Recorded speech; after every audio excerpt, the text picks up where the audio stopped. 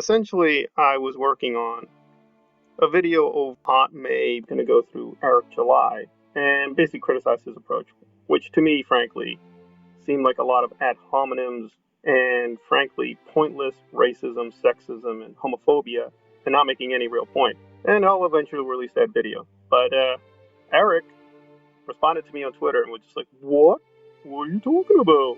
Well, it's right there in the video, so we're going to hear him. And again, this is not really related to the controversy. What he was doing was basically criticizing Geeks of Color, which is this organization, this media organization.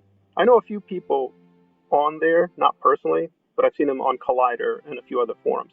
But in any case, he was basically kind of angry that they had access to talk to Marissa Tomei and basically made a lot of snide remarks. But to me, I think he went a little over the line.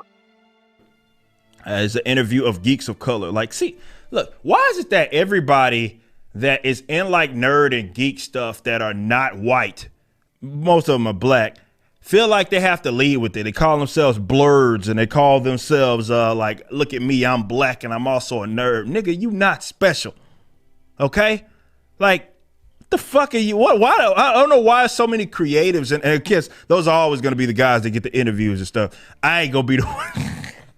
I'm not Access Media, so I ain't going to ever be the one.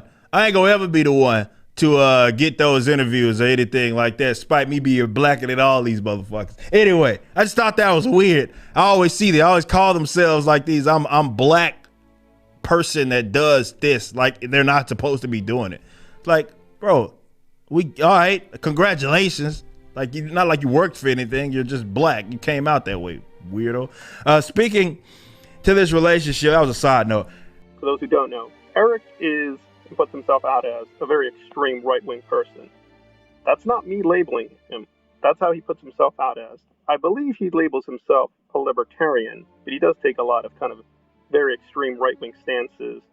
You can see clearly he idolizes Thomas Sowell, who's considered a very famous black conservative, also a very extreme right-wing figure. Again, I don't even necessarily disagree, even though I'm much more on the left. I do actually know libertarianism pretty well. I've actually studied Ayn Rand, Rothbard, Nozick, so I've actually tried to take seriously what they're saying.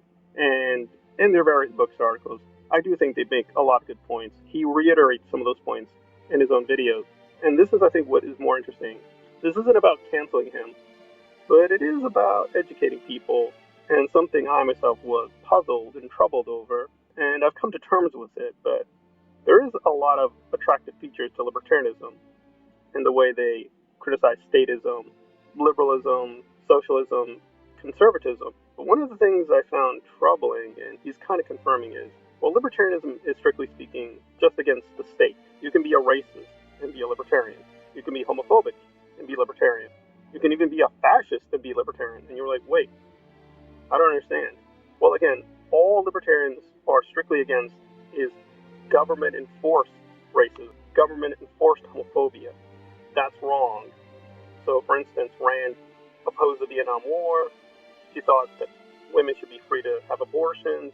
Person's sodomy laws, those should be repealed. People should have maximum individual choice. However, they're not really against, in any real sense, racism or sexism or homophobia or anything like that. And again, I'm very moderate on the left.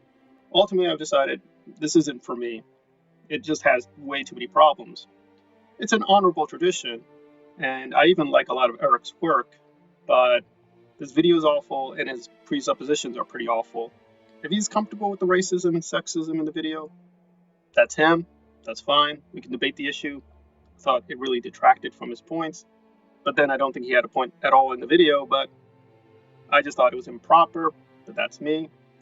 He should have total free speech. I'm not arguing to cancel him, but I am sort of calling him out to say, well, what are you talking about? What are you saying? No, it's right there. Now, if you're comfortable with those attitudes, libertarians should hold those attitudes. That's also fine, but you shouldn't be upset when people call you out for those attitudes because you articulated them, you're defending them, and you think they're just fine.